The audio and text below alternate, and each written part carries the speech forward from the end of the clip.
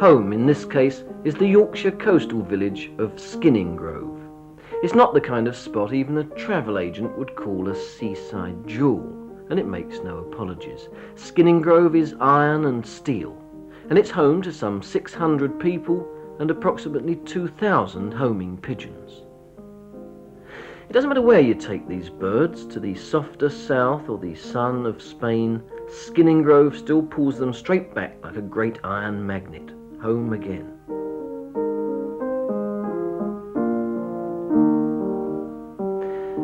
It's Saturday afternoon.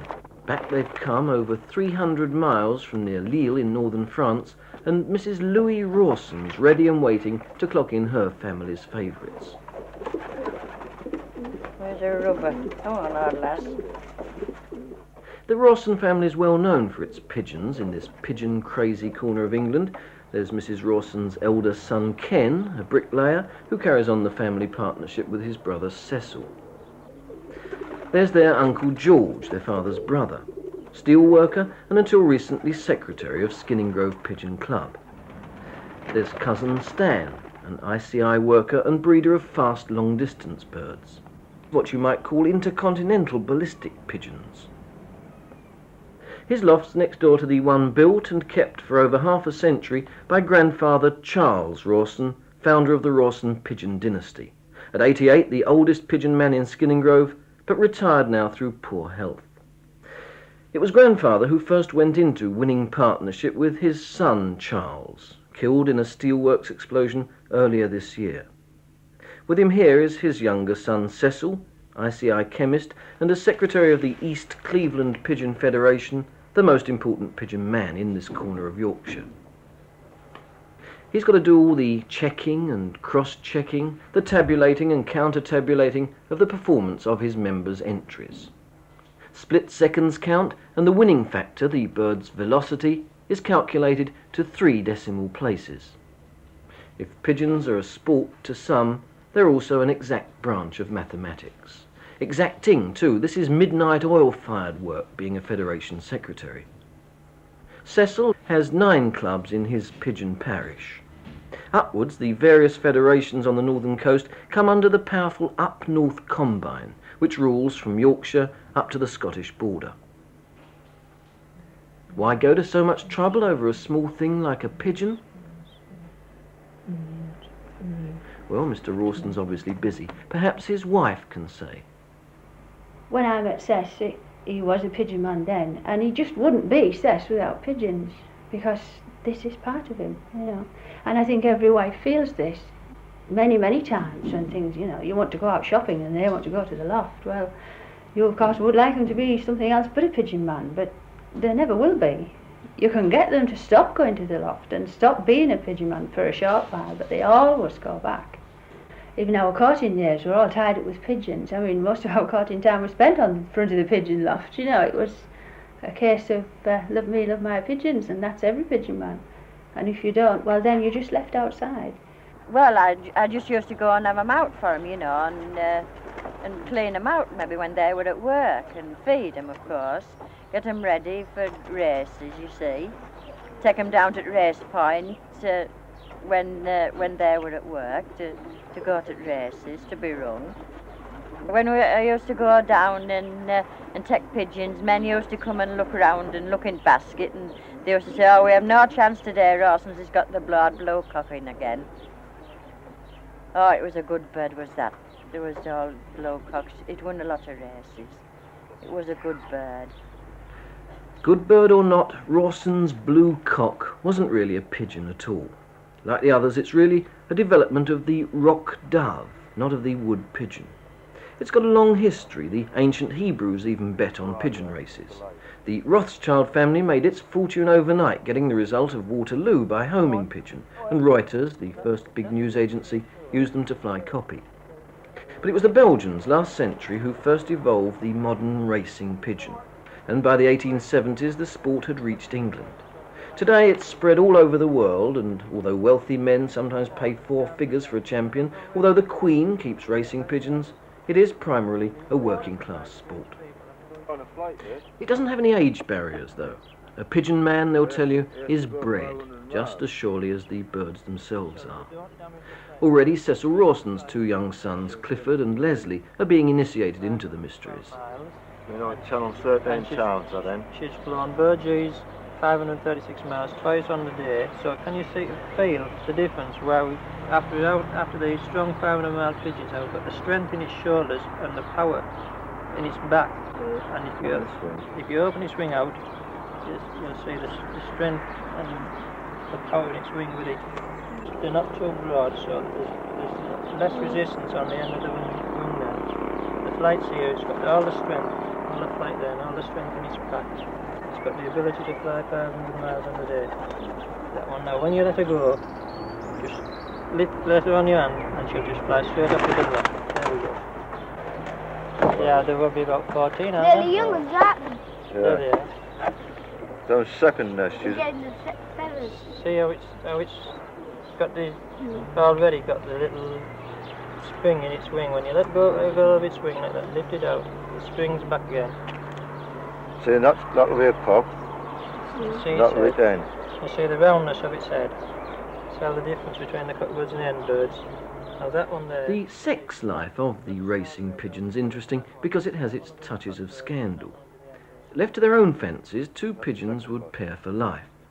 Man, in his quest for a faster strain, upsets this till death us do part relationship and forces the birds into avian adultery, pairing them different years with different partners. Not that the birds seem to mind. Once paired, they're quite contented. They just don't seem to have thought of promiscuity for themselves. Former husbands and wives and their swaps mix freely together in the same loft. No jealous fights, no recriminations, just thanks for the memory. After 10 days, the hen bird lays 2 eggs, and which the parent bird take turns at sitting on the eggs. I can see one. That's right. The parent birds take turns at sitting on the eggs for 17 days until they hatch the youngsters after 17 days. The cockbirds sit during the day and the hen birds sit on the night time. Which seems a fairer division of parental labour than most humans have yet worked out.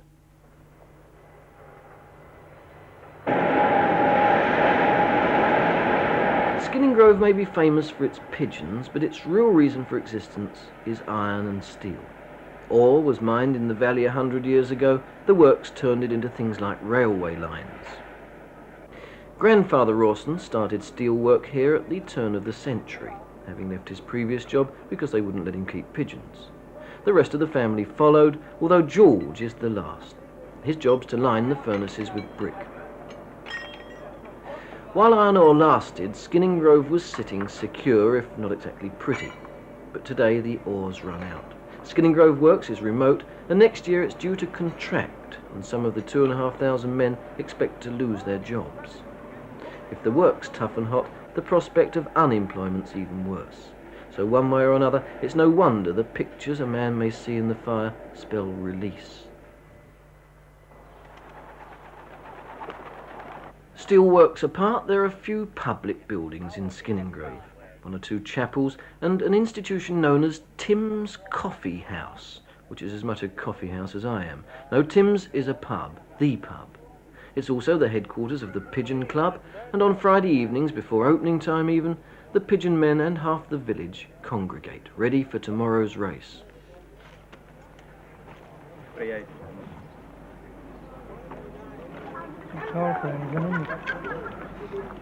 68S 1499. But before the birds can be sent on their way, there's an elaborate procedure to be gone through. It's not that anyone dreams for a moment that a fellow pigeon man might be tempted to cheat, but there is a fair bit of money at stake. In a race like this, the winner could get about £50. For topping the Up North Combine, it would be nearer £500. That's apart from any side bets the man's able to lay. So first of all, each bird is fitted with a rubber ring, printed with its race number. At the end of the race, this ring is punched into the clock, recording the bird's time of arrival. 69S. 55.49.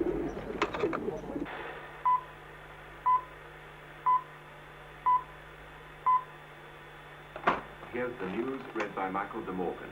More trouble. On the stroke of 6, the club's master clock is set.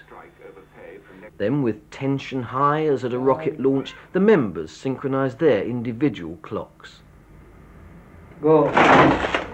As just an example of how expensive this sport can be, a pigeon clock alone won't give you much change out of 60 quid. It's no use for any other purpose, but every pigeon home should have one. Is it going, Eric? Going? Tell me that. Yes, sure. Tell them. That's all right. Oh lads, before you go, shavings for next week. If there is none, there'll be no race. There was 2 blokes volunteered to go and they ain't been. There's 3 bags up at the works just ready to pick up. So what about some 2 couple of volunteers to go, or 3? Is there any means of getting them down, Eddie? Well, shavings aren't very heavy like, are they? A few years ago, the mass transportation of pigeons was one of the railway's chief functions in life. Today, the Up North Combine does the job itself. It has its own fleet of 14 special pigeon pantechnicons and its own team of drivers to get them south or over onto the continent. Oh well, all that can be done this night's been done.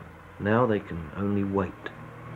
Cecil Rawson takes advantage of the lull before his secretarial storm to visit his grandfather in hospital. The chat, inevitably, is about pigeons.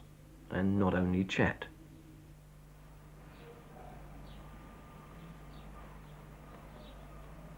He's not a bad one, is he?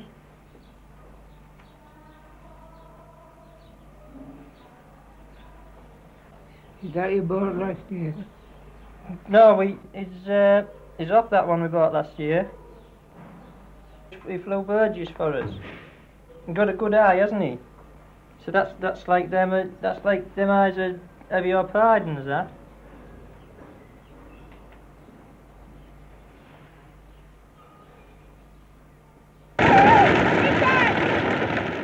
And they're off. Saturday morning, Hatfield, Hertfordshire, on what they rather grandly call the Day of Liberation.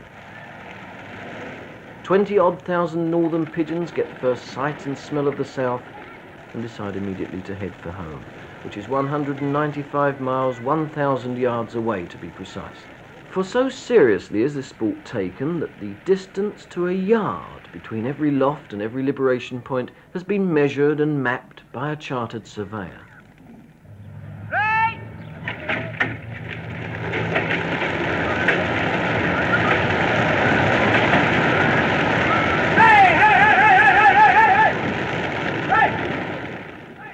Every summer Saturday, year in, year out, the pigeons are flying.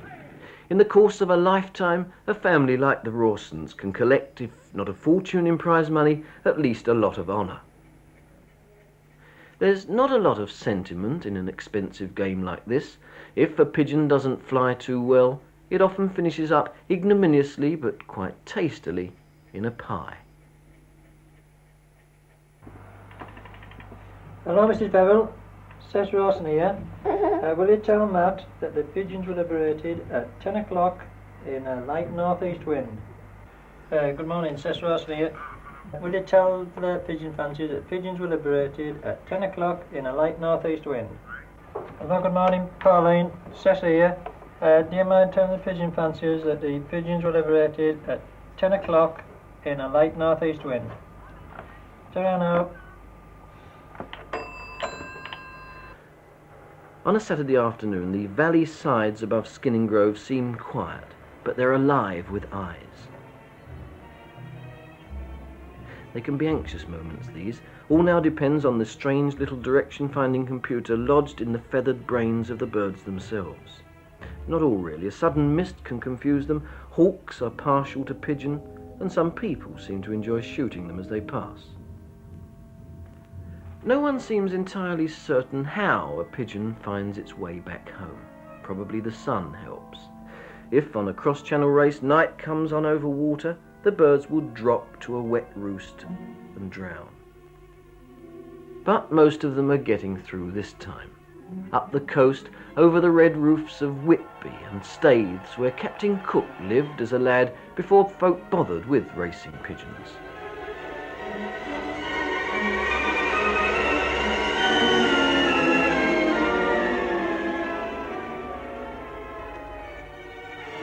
Tension builds now as the early flocks are over and away.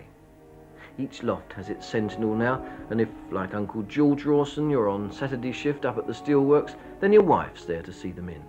Work sharing like the pigeons themselves with their young.